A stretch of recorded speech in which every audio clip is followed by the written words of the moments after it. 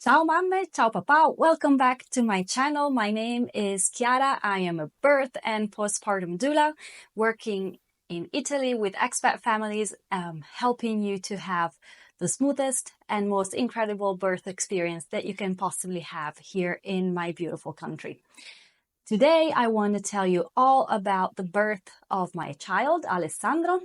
But before we get to it, don't forget to subscribe to my channel so you don't miss out on any of my future content.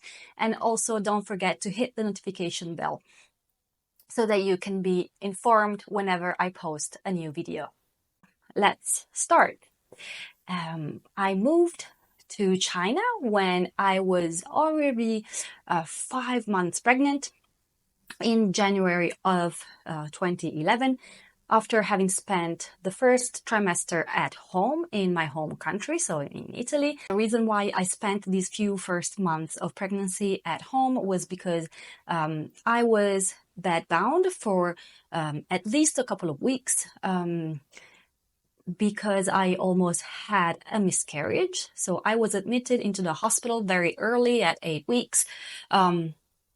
With what was diagnosed as a placenta abruption, which basically is when your placenta doesn't actually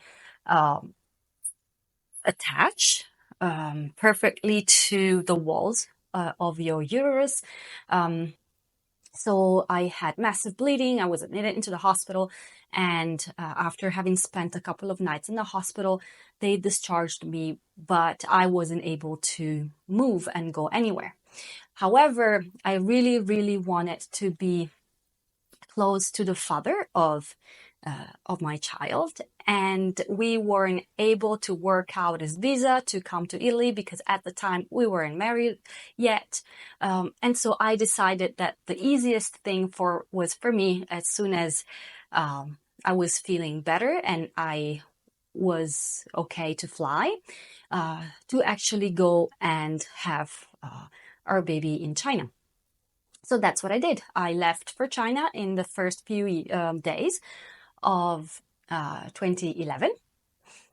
And at that point, I was cleared to travel. My pregnancy was okay. And my gynecologist had told me that it was safe for me to go to China. So in fact, after this scare at the beginning of the pregnancy, everything went pretty smoothly, and I arrived all the way across the world, and I just went on with life as normal. I signed up for a Chinese course, and I started my new life with my new family. Something interesting, actually very interesting, that I want to tell you a little bit about, which is, I think, important as a cultural background, at least at the time. So more than 10 years ago, when I decided to go live in China. When you marry a Chinese man, you marry into his family as well. And what that means is that some of the decisions that you would make for yourself are actually discussed and sometimes even taken by your husband's family, or yes, by your husband's family. In my case, personally, the decisions surrounding my pregnancy and my birth were being taken by my husband's father. He had some connections at a provincial hospital, which was called Zhejiang Provincial Hospital, in the city of Hangzhou. He had some connections. So when I arrived, a few days after I arrived, my first appointment was booked. And I met the head of the obstetrics and gynecology clinics there. So I was being taken care of. Yes, by the best possible team in the hospital. At the time, I didn't know much about birth. I didn't have the time to take a prenatal class back in Italy before I left for China. And surely I wasn't about to take one in China because my level of Chinese wasn't good enough to be able to take a class in Chinese. And as this was more than 10 years ago, there weren't any classes in English. There weren't even as many classes online, at least not that I was aware of. So I wasn't preparing basically for birth. And I just went along with what the doctors were telling me, with what people were telling me. And what they were saying was basically that my baby was growing and he was getting very big. So they started to throw around the word cesarean section related to my birth. So they were saying that Alessandro was a very big boy and that his cord was wrapped around his neck. So those were the reasons why they were suggesting a C-section for me.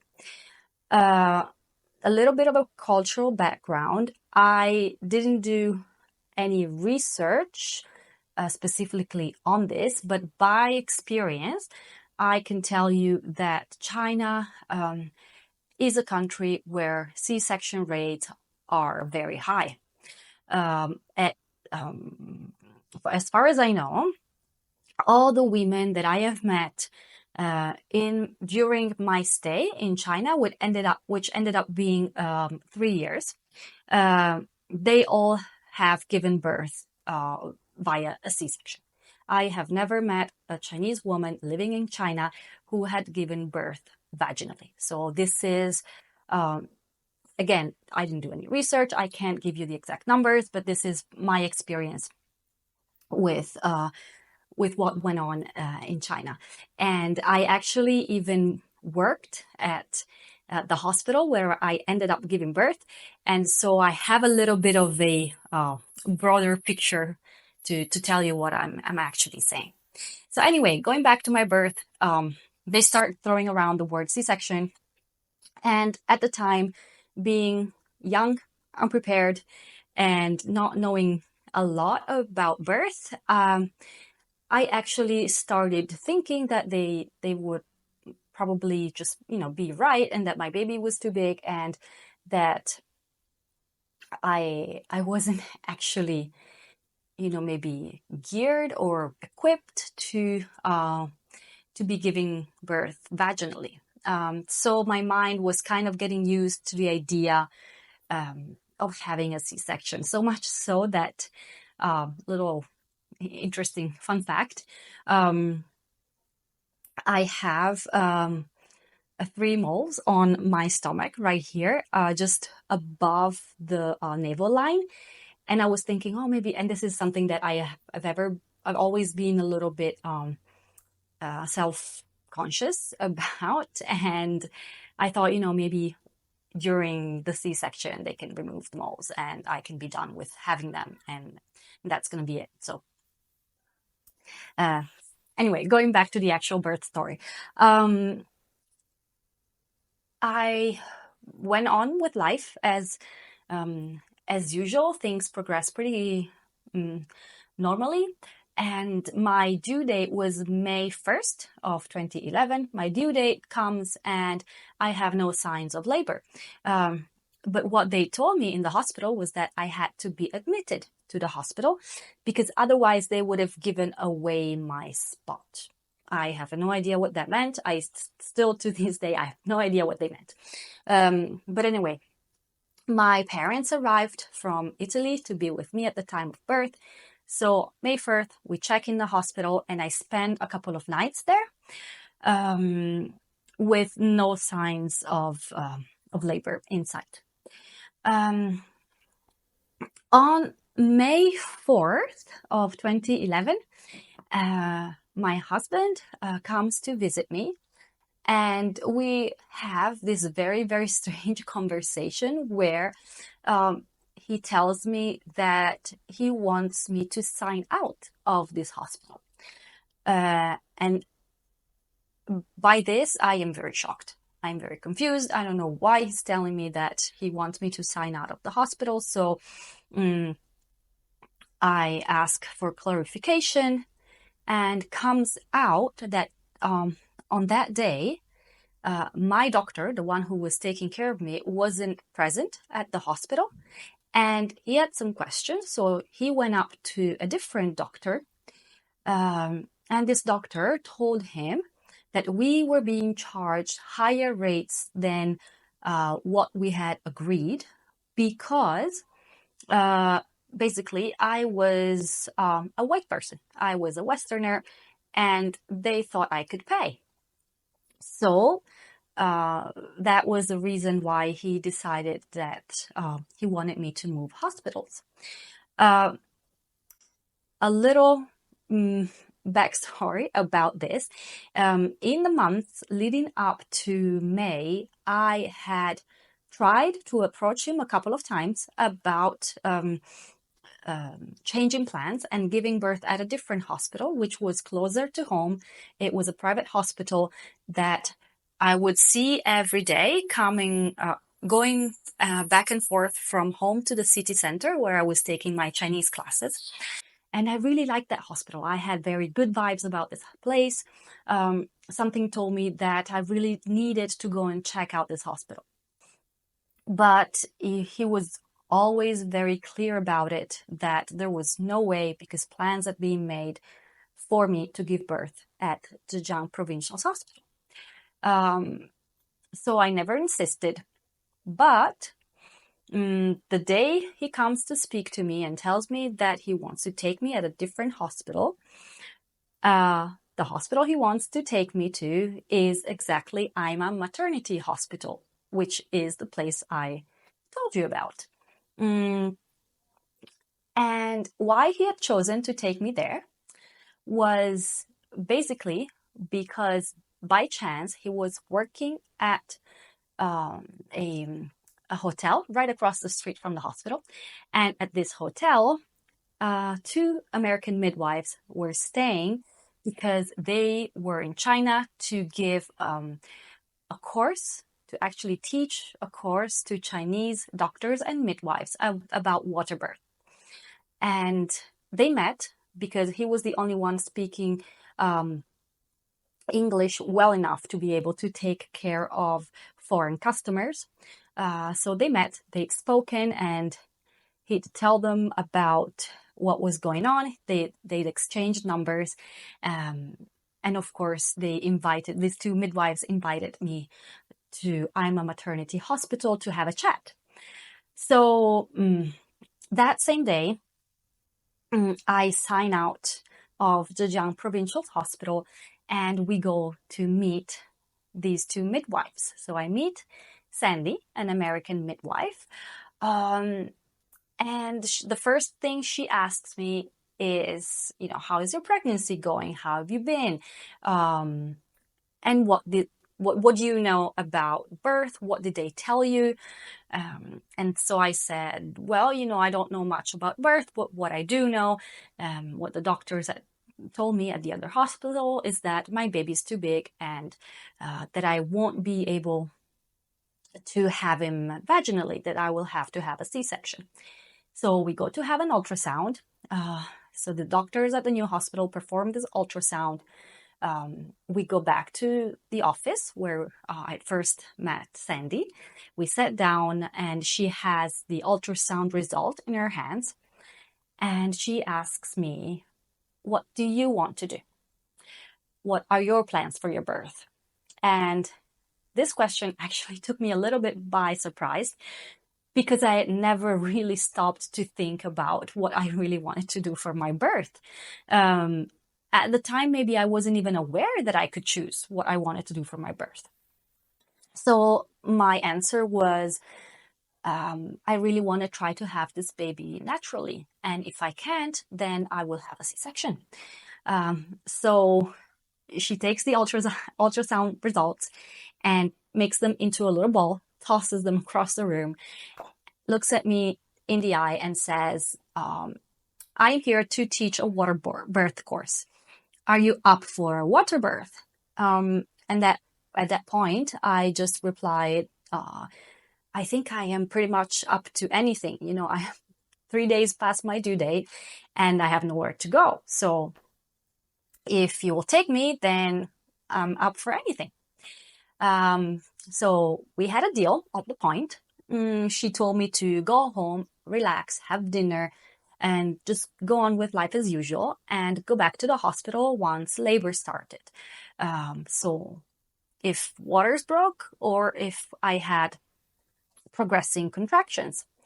She explained everything about, she explained about contractions. She explained how to count contractions, how to monitor contractions.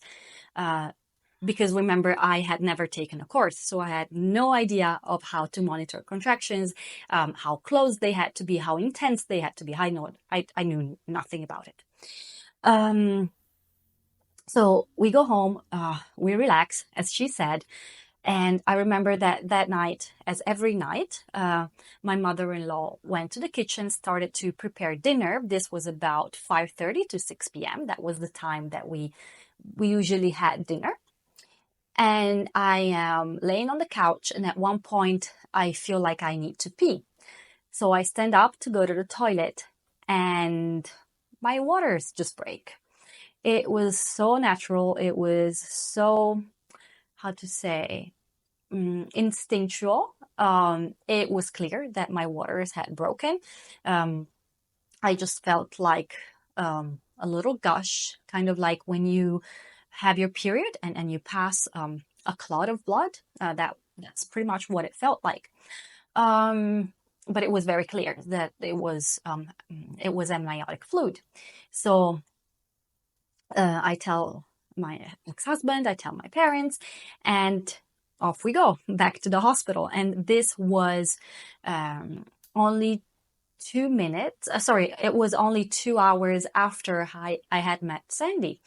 So for this exact reason, I believe that this story just proves of how exceptional our bodies are, and what our bodies can actually do when they feel safe, when they feel secure, and what our babies can do when they feel safe and secure. That I had no signs of labor the whole 2 days I was at the other hospital. But as soon as I met this person, as soon as I felt safe, and as soon as I felt that my baby could come into the world, then labor just started. So we went to Ima Maternity Hospital. They checked me for the first time, and I was 2 centimeters dilated. So I get admitted into the hospital, and I spend the first night there with little to no contractions. It comes of May 5th, and I still have very little contractions, coming and going, very inconsistent, for the whole morning. My ex-husband was at work. My parents were staying with me at the hospital because the room was very big. The hospital was very new, so there wasn't anyone on that floor. And I think there was only a few other women in the whole place. So we pretty much had the whole floor to ourselves. And so I had no contractions. I was just sitting there waiting. And it must have been the first hours of the afternoon, Sandy comes to see me, and she approaches me very, very gently, telling me that we have to do something to help this labor to start.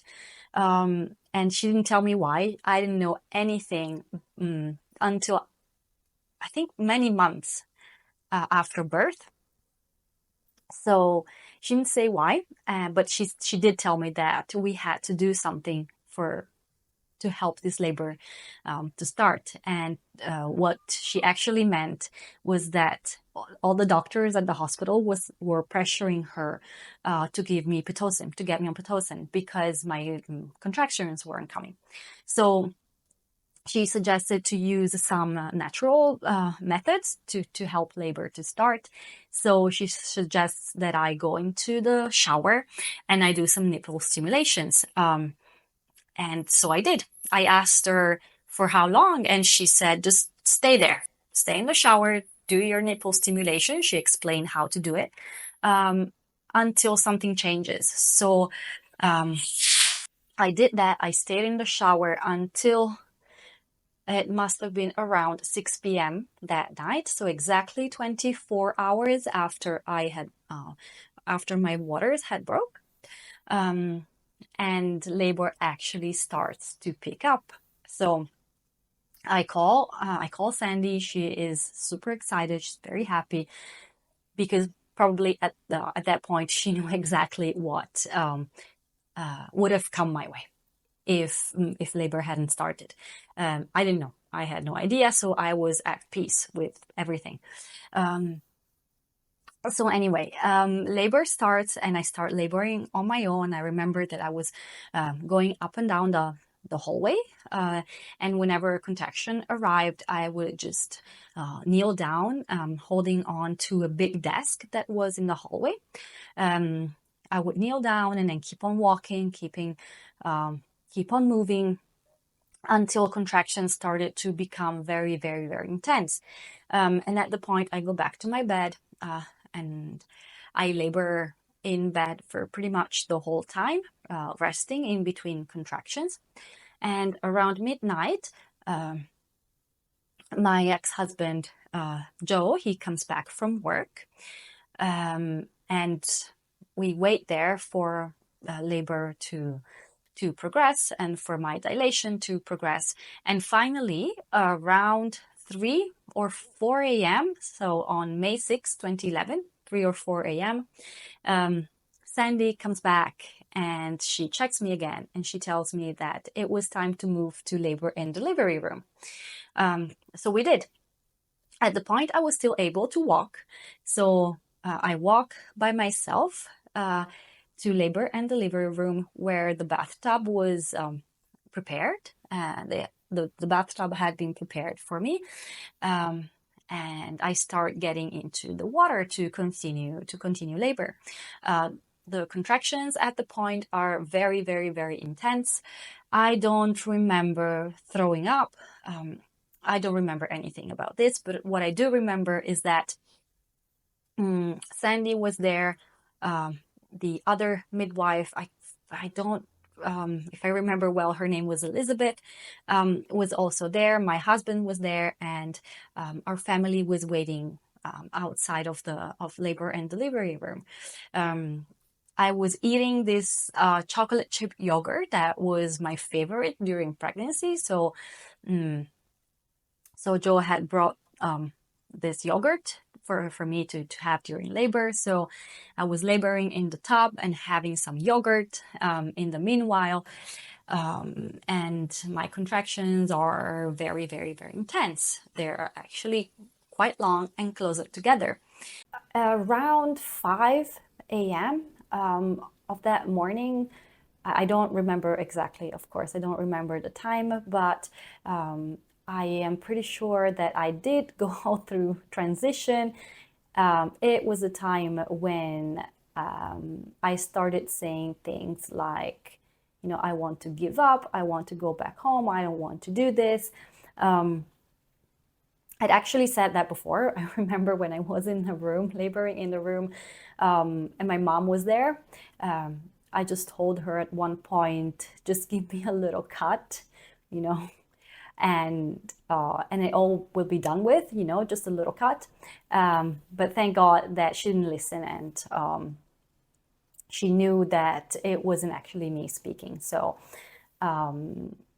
she didn't listen to that, but she does remind me to this day because she thinks it's very funny that I asked for a C-section. Anyway, so at that point, I'm in the bathtub and I remember I was like switching to different positions. I was trying all fours. I was trying to be on my knees. And at one point, I turn around and I look at Sandy. She was standing to my right. And I basically scream, get this effing baby out of me. To which she replies, you effing push him out yourself. And that was a turning point. I really, as for the way that I am, I really do need someone to kind of get the situation in their hands and present it to me and tell me that, I can do it and I should do it. So that was a really, really big turning point for me when I realized that I couldn't run away, I couldn't do anything but push my baby out. So I did. I didn't know exactly what to do. I didn't know what to expect. I didn't know what it was that I was supposed to feel, how pushing would feel like. And so I just tried. I just tried different things. I remember asking for help. I remember asking, tell me what I should do. And I remember feeling like I wasn't doing it.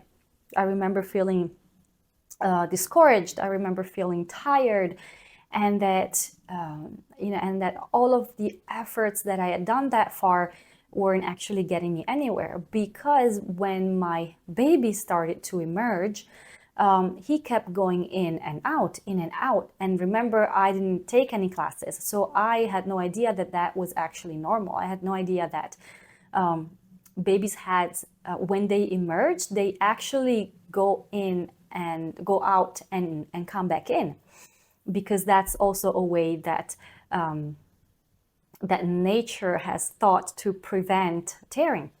But I remember that I just thought that there was something wrong with me or my baby, that I wasn't doing my job correctly, that I wasn't pushing correctly. But what did help was that I had a clear and a constant connection with Sandy's eyes, and I just felt like she was calm and at peace. So I kept doing my thing. And finally, on the morning of May 6, 2011, at 8:25 a.m., Alessandro was born in the water, a beautiful 4.1 kilo baby, so actually a pretty big baby. And yes, his cord was wrapped around his neck, but really nothing that worries a midwife, and a very experienced midwife like Sandy was. So yes, he did have his cord around his neck, but as he emerged, as he came out, then they just kind of, put two fingers in between his cord and his neck, and then kind of undid it. So that was it. He was born, and healthy, a very, very healthy boy. And he took his first breath on my chest, and I had no tearing. Actually, I had a very, very small tear, which didn't require any stitches. I had done everything beautifully. I had my beautiful natural vaginal birth. The other thing that is actually really funny, I knew that I had a placenta, of course, because at the beginning of the pregnancy, as I said, I'd had some problems with it. So I knew definitely that there was something called a placenta that was supposed to come out. But I'd never seen one in real life. And when Alessandro's placenta came out, I was quite shocked. I wasn't expecting to see that much blood. So basically, when the placenta came out, the whole water, the whole tub just became blood tinged. And I wasn't really expecting that, but everything just came naturally because I had a team next to me that just kind of exuded calmness and normalcy, and that everything that was going on was perfectly normal. So I knew that I could confide in them. I knew that I was safe with them. And so I just kind of went along with what happened. They brought me to a bed, and they checked me to see if I had any tears, which I didn't. And I had my golden hour. I had my time with my baby. He was able to take his time to find the breast and to start breastfeeding. And after a couple of hours, they just transferred me back to my room. So that was my very beautiful, very positive, and very empowering birth story. I really hope that you liked listening to it. But what I really, really, really want to stress about this story is the importance of having a team, a birth team by your side that knows you well, knows exactly what your needs are, knows exactly what your wants and your desires for your birth are, because I would have been lost without this particular birth team. I think my story reminds me of how lucky I was, how fate definitely played a very, very big role in this birth.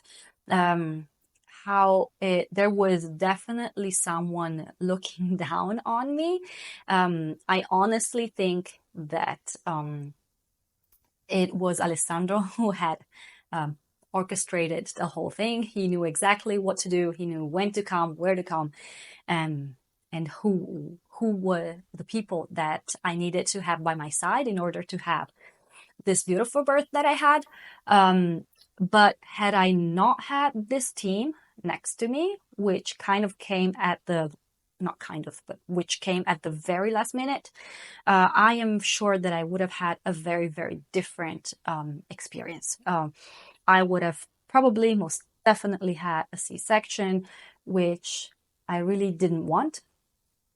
And not that there is anything, wrong with having a C-section if that is what you really want, or if there are medical reasons behind this choice.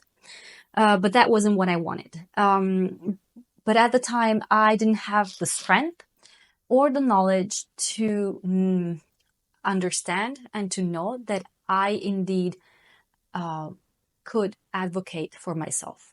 I didn't have enough information. I didn't have enough, yes, I would say information, knowledge, and strength to be able to advocate for myself. So for me, it was out of luck that I had this experience that I'm here today to tell you all about. So if I could give you just a couple of suggestions, looking back at my story, the first one is get yourself a good birth team. Get yourself some midwives or a healthcare provider that you really, really trust, and get yourself a doula so that you can actually have someone who can advocate for you in case it needs to be done. And also be prepared, because preparation is key. Knowing how your body works, knowing how birth works, and how wonderful our bodies are, and how they actually, as I said before, how they work and how our hormones interact with each other. It is so important, because being prepared is the first step to being able to advocate for your needs and for your desires during birth. So definitely don't do like I did. There were actually a few good points about not being prepared. For me, I think it worked pretty well, because not knowing about a few things kind of helped me to keep my anxiety in check. But in general, my suggestion is that you find a way to get prepared, because preparation and information and knowledge is key to having a good birth experience. So I really hope that you like listening to my birth story, that you found it informative, and that it gave you some tools to help you prepare for your birth. I am Chiara. I am a birth and postpartum doula, working in Italy with expat families, helping you to reach the smoothest and most incredible birth experience that you can possibly have here in my beautiful home country. You can find all my contacts in the information box below. Don't forget to subscribe to my channel and hit the notification bell so you don't miss out on any of my future content. I will be putting out a lot of content about giving birth in Italy, giving birth abroad, getting to know a little bit more about the Italian healthcare system, preparing for birth, while you're living abroad in a foreign country and in a foreign language. If these topics are of any interest to you, I really hope that I will see you here in my next videos. Until I see you again, ciao!